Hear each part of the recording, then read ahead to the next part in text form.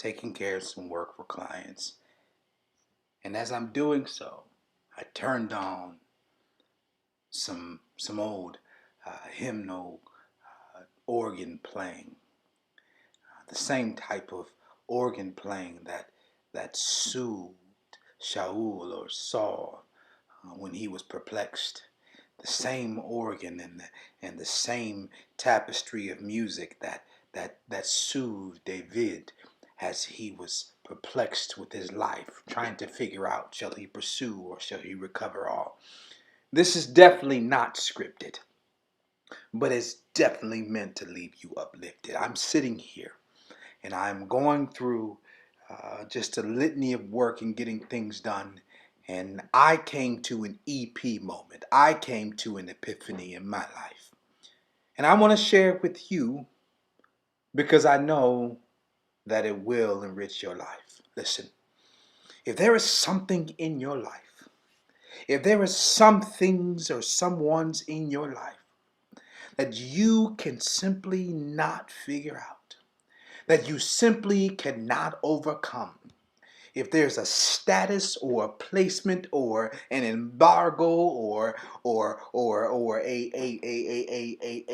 shadow that's been cast on you that you cannot, for whatever reason, you cannot get rid of.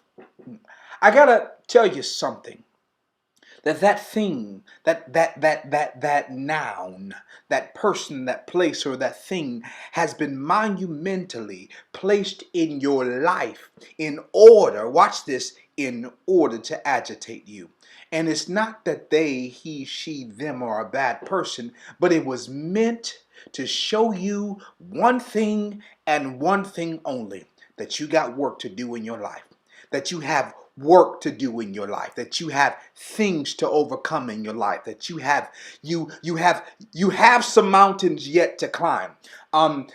When you find yourself facing the same thing, the same problem again and again and again, it's not that that thing won't move because you don't want it to. It's simply because it is designed for your life to show you one thing, that I still got work to do, that I still have mountains to climb to get closer to Yeshua. I still have purpose designed to be understood. See, I came under the assumption that by listening to other people that some things are insurmountable. But it's not that they are insurmountable. It's that you will not allow them to be mounted and cast over out of your life. See, you got to mount some stuff like a Brahma bull.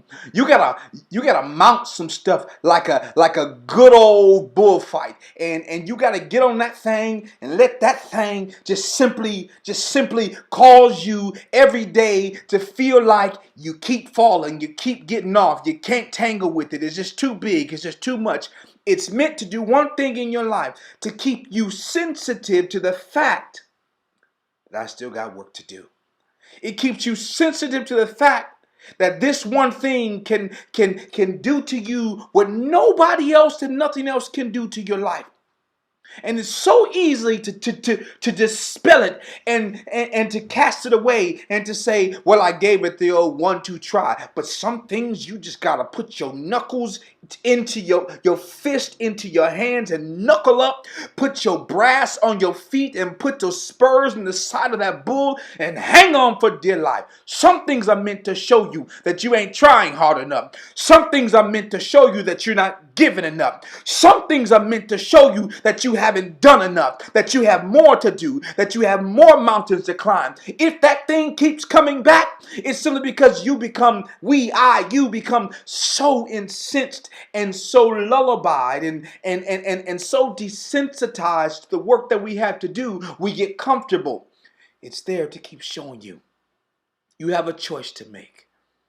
Are you going to let that thing keep browbeating you to a pulp every single day? Or will you wish that thing well and decide with every breath in my body, this mountain was placed in my life Not for me to see how wonderful I am, but to show me how far away from Yahweh I am. It's to show me how much work I have to do. Every time this situation comes up and I don't follow the blueprint, I realize within myself, oh, you EP Samuel, you deserve the blueprint. What are you gonna do about it? Forget about how somebody else is responding. But and I know it's easier said than done. I know the expectations to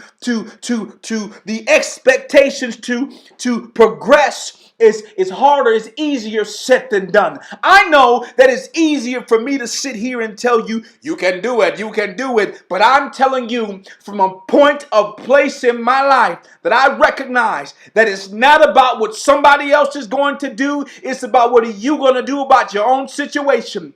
You can sit and decide to be forlorn, but you can also decide this day. No, I'm not doing it for their good. I'm doing it for my good. I'm doing it for our good. No, I'm not taking the high road. I'm taking the road that I abandon every time that I come to this place. Let me say it again.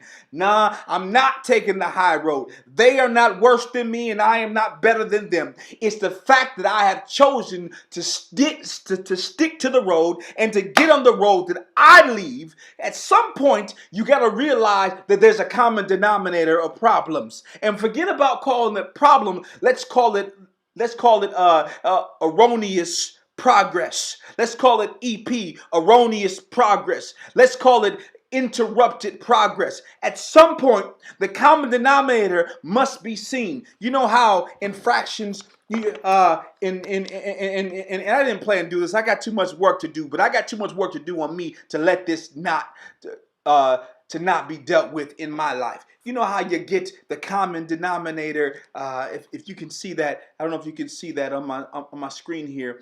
Let me see if I can get that there. There's a common denominator. There's something here that's always changing. You know how you have one half. Something on the top is always changing. But when you keep looking at your life, and I'm talking about my life, and I ain't afraid to talk about my life, because my life has enriched many people. And one thing I won't become is false with who I really am.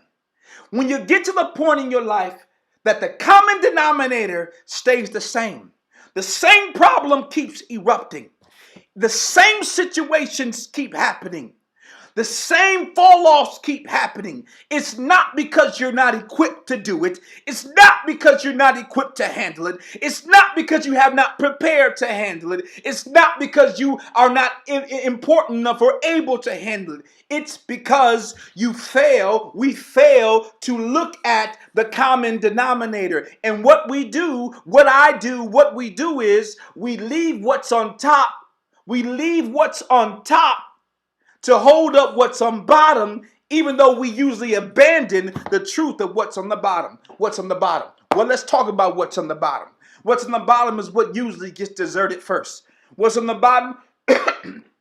What's on the bottom is usually is usually the thing in our life that we get rid of and try to bolster it with something else. What's on the bottom? What's on the bottom is the foundation. And so many times in our lives, we leave the foundation. I ain't talking about Bible right now. I'm talking about your life right now. We leave the foundation out of sorts and we yank it out like some magician and not recognize that bottom, that common denominator, that thing that keeps happening over and over again in our lives, we yank it out and not realize that was the thing that's been holding us up the entire time. That is the principal thing that Yeshua has placed in your life to keep you balanced. Don't look at people. Stop it. And I'm going to stop doing this. I'm going to stop looking at people as the problem. And a long time ago, when I first started officiating, many years ago, I started officiating, and there was a person, let's just call him Ted. And Ted was the head of my basketball association. And Ted was a rough, cussing, arrogant son of a something. And I'm telling you, he was nobody's business. And those of you who may have been in the Michigan area, you know who I'm talking about. But he would ride me. And I would get angry and upset, and everybody else, hundreds of people would see it. Like, why is he always on him? He's not, as if he's so much older than him so much wisdom. But this man used to, one day he would ride me in meetings and would say foul stuff in meetings and would say, will Samuel be one of our best officials? Oh, probably not. But we still got to deal with him like I'm some charity case. And yes, I got angry over and over again. Until one day, I remember this. I was at Grand Ledge High School, and I was officiating a game. And Ted came in to the locker room, to the officials' locker room, and he said to me, he's cussing and swearing, and I'm telling you, boy, I mean, if anybody has known me, that a lot of things about me, thank Yeshua HaMashiach, has changed because I didn't mind throwing my hands if I had to. I didn't mind letting you know that I can let these things go, for better or for worse. And I was so close. I was so close to giving him the business, just verbally, and if he wanted that life, he could have had that life. But I didn't, because what he said next transformed my life. This cussing, knowing son of Issachar and Kazarian and the whole nine. And I'm like, listen, let me tell you, you don't know who you messing with. I'm so and so, yada yada yada yada yada yada yada yada. And yes, I'd have been verbally right to hit him with everything that I had. But then he said something to me, and he looked at me, and he understood that I was about that fire, and I was just about to go off. And he said, listen, there's a point in your life where you have to realize that if the common denominator keeps happening, it can't be everybody else. It cannot be the numerator. It cannot be the things that came in your life and leave and go. It cannot be the things in your life that happen and you still remain. He said, you are the common denominator. And I said, I have been having this same problem. Of course, I didn't say it out loud. Of course, I looked stone-faced. Who you talking to? Who you think you talking to? See, a lot of people think that what I am, the vibrato and all that I am, is just vibrato. Nah, it's the confidence that I have to make it through life. Because different story, different day. Here I am now standing and realizing that I am the common denominator. And here I am now, many years later, nearly 15, 16, 17, 18 years later, and I'm looking back and I'm realizing that certain things keep coming up. It's not because I am not able to handle the capacity. It's not because relationships are just so bad. It's not because I'm not equipped to handle the load. It's not because you simply keep getting it wrong. It's not because you simply can't figure out how to get it right. It's not because you're so terrible. It's not because you're just a bastard. It's not because you're just a screw up. It's not because mama was a failure, you were a failure, daddy was a failure. It's not because you didn't know who your parents were. It's not because the drugs that you took. It's not because the relationship woes that you face. It's simply because you have failed to realize that you have the capacity to strengthen the denominator. The common denominator is what you do about it. You can rescue relationships. You can rescue people. You can rescue yourself. But don't throw yourself away. Don't throw away your bottom line. This man came into the locker room with fire in his eyes, and it wasn't all of good intent.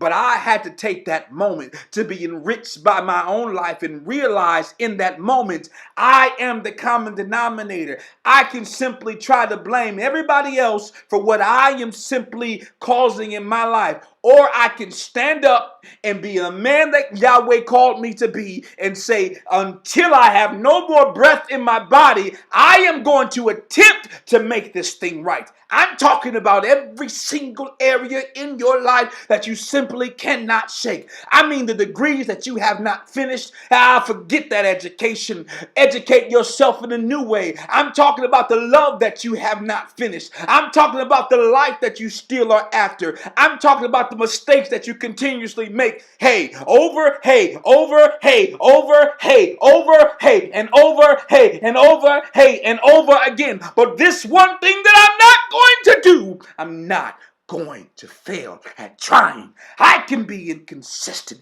in so many areas in my life. I can be inconsistent in so many things in my life. But one thing that I will be consistent in is trying to find out how I can bolster my common denominator. I am the common denominator in my problems. I am the common denominator in my purpose. I am the common denominator in my pursuit of my purpose. I am the common denominator in my happiness. I am the common denominator in other people's happiness. So I will not vacate myself in order to feel like I have simply come to the end of myself. Are you with me? Oh, look at me tonight. I'm in a different space and time. It's not because I'm better than some. Oh, I must take the high road. No, see, they don't understand that I'm a mess and they are a mess, but they're farther a mess because they won't. No, no, no, no, no, no, no, no, no, no, no, no, no, no, no, no, no, no, no, no. See, the thing about unfinished fractions, mixed numbers. The thing about improper fractions, imagine this to be your life. The thing about improper fractions is what's on top seems to be better or bigger than what's on the bottom. Here's what I mean. EP, what do you mean? Here's what I mean. It seems that everybody that seems to be on top looks better than us who are at the bottom. It seems like every relationship that we see succeeding is better than ours because we're looking at the top and considering ourselves the bottom. But let me help you with that falsification of information. Majority of relationships that look good is a bunch of You ain't got to ask Jada and Will, ask EP. If it looks good on the top, you can't consider simply by saying, well, I have an understanding of what being on top looks like. I have an understanding of what a top side relationship looks like. I have an understanding. Let me help somebody who's been married for 5 minutes, 5 days, 5 years, or 50 years. You ain't above any of this. In relationships, that which is on top is always the measuring rod for those of us who seemingly are on the bottom. But what you don't understand is, most oftentimes in improper fractions or improper families or improper relationships, that you'll find that an improper fraction is just a finished product waiting for your interruption. Let me say it again. An improper fraction is no improper fraction, a fraction of a relationship, a fraction of an emotion, a fraction of a problem. It's simply an improper fraction waiting for your interruption. What are you going to interrupt? Most times that which is on top is waiting to be interacted with and changed by that which is on the bottom, because that which is on the bottom is holding that which is on top up. What am I saying? I'm saying that the thoughts that you had about your relationship or your life years ago, it started up here. But when life started to hit you, you started to put it on the bottom. The common denominator is you are the common denominator that is still able, that is still has the ability, that still has the capability, that still has the probability, that still has the propensity, that still has the proclivity, that still has the ability to make it happen. GDI! I'm feeling good. Most times relationships that look on top are waiting to be changed by what's on bottom. Thank you, Mom, for purchasing these new markers. I really needed them. But see, 6/3 always looks bigger than you can handle. 6 and you only have 3 looks more than what you can handle. If I had 6 years of bad and only 3 years of good, it seems like I'll never dig out the hole. If I had 6 bad relationships and only 3 good ones that I can recall, of course, the 6 will always seem to overtake or overcompensate in my mind for the 3 that I've had good.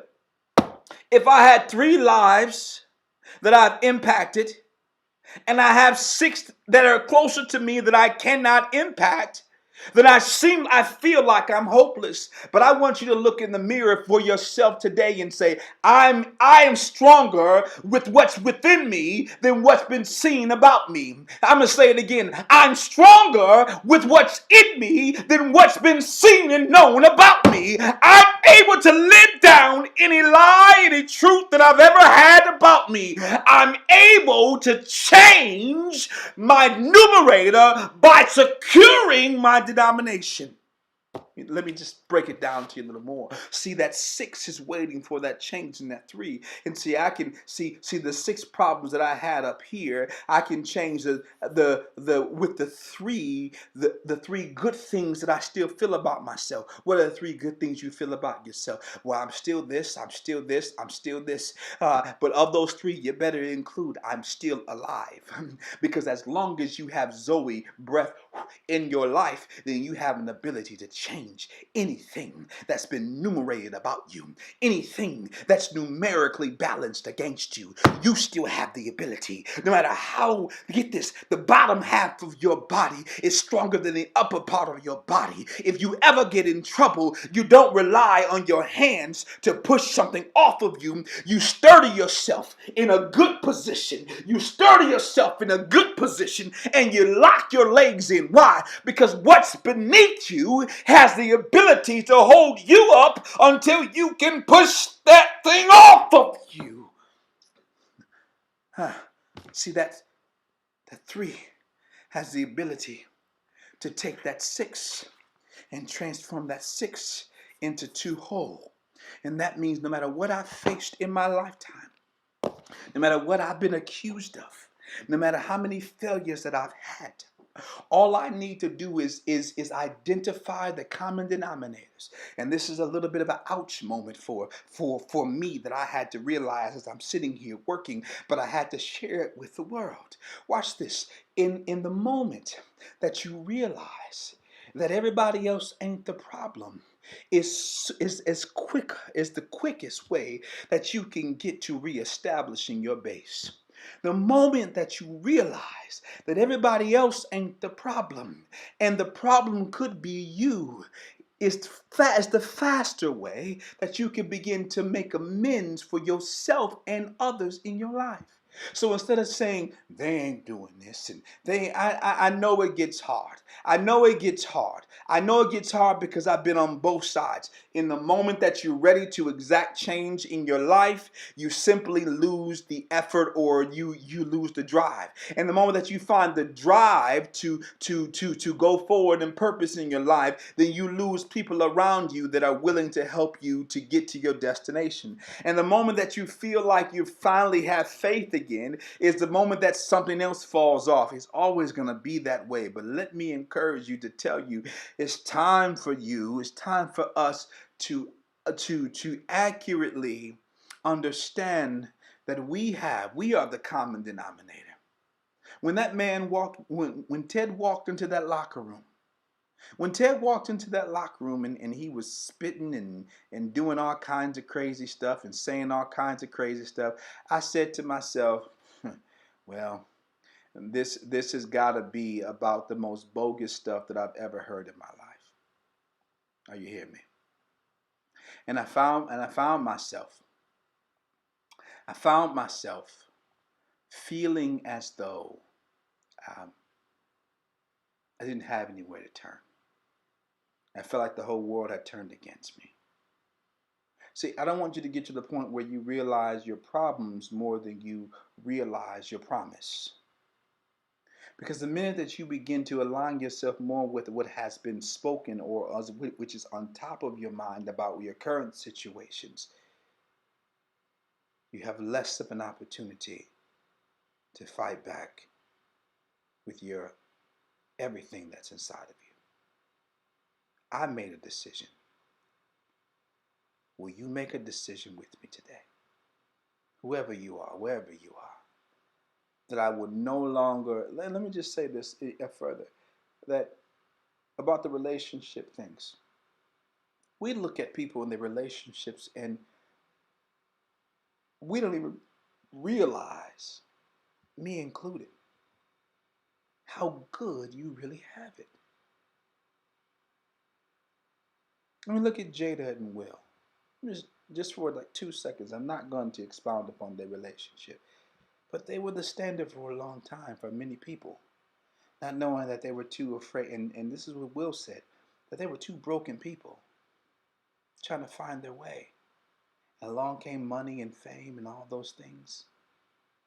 And instead of having to ever deal with their denominators, they just kept increasing numerically on the top. And when all of the shells came apart, the things that we compare ourselves to, our relationships are so much better. Let me say it this way. Our parents wish that they had the relationships, the marriages that we had. We're so quick to identify how terrible they are. When you have in your life an opportunity to fight the way that your grandparents and great-grandparents and great-great-grandparents didn't know how. You have an ability to change lives that if they were able to look at your life,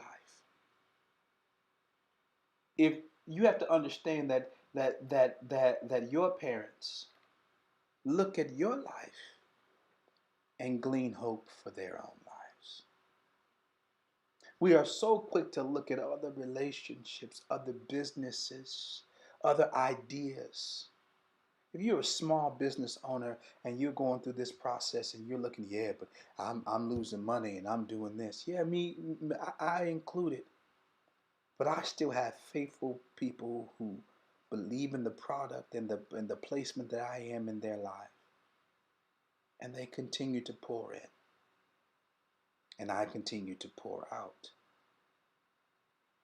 It's not the relationship. I mean, let's be clear about this. Let me be very, very clear about this. That what we call bad is great by many's eyes. Sometimes you get so tunnel vision into your business practices, your relationships, and I'm talking marriages, I'm talking businesses, I'm talking family, friends, that we, especially during this time where you're closed in so much and you don't realize that there's an entire world who looks at your life and envies you and takes strength from who you are. Everybody's not on social media doing these type of things. But if you are, hold out hope and realize that you have so much going for you in the areas that you feel are so terrible and are so dead. If your relationship, if your business practices, if your ideas, if your inspiration, if your motivation is so doggone terrible, then tell me this. If you look close enough, then how are people able still to draw life from your life? It's not as bad as you think it is. Sometimes we get tunnel vision so much where it's, yeah, this is wrong, that is wrong, but what is the common denominator? Is someone in your life willing to try, no matter how crazy you are, no matter how crazy they are? Is someone in your corner no matter how many mistakes you've made? Are you still in your corner? Are you this close to giving up on yourself? Join me. Join me in declaring even now that I'm going to be the denomination of change in my life. No, I'm not just doing it for me. I'm not taking the high road to show somebody else. I'm getting back on the road. I'm dusty. I'm dirty. But I am the denominator. I am the denominator that needs to be changed. And I am the denominator that can be the change agent. I'm willing to go another step. Not just for myself, but for the road that I travel. And there are many on that road with you. They need you to try. You need you to try. Join me. Join me in that. And that you are declaring that my effort will be understood. Sometimes you just gotta give a little bit. I know it's hard. No, I'm not. But I tell you this. Continue forward. Don't stop. This is EP, and I approve of this message. This is EP, and I approve of you. Shalom. Sleep well. I got some more work to do on the computer and on me. I realize that my problems just show me, my problems show me that every once in a while, not every once in a while, life is difficult. It never gets easy. That we want to pay attention. We want to pay attention to the things that are important to us, and then we get sidetracked. We have plans to do things. We have plans to make strides, and I'm going to stick on this. I'm going to get up and want to work out. I'm going to do this. I'm going to be this for my spouse. I'm going to be this for my children. I'm going to be this for my life. I'm going to do this for my business. I'm going to do this forward progressive at work or at home. And then distractions happen. I get it. I know. And then there are times when those things start to get heavy. It's not an indication that you should give up. It's just an indication that those things on your road that once had your attention are calling you back to fix the street lights. It's just, it's not that your road has turned on you. It's just that the road is crying out for new pavement. Remember you promised me that you would do this? Remember you promised me we will have new light fixtures? It's your road that's crying out to you. Answer your road.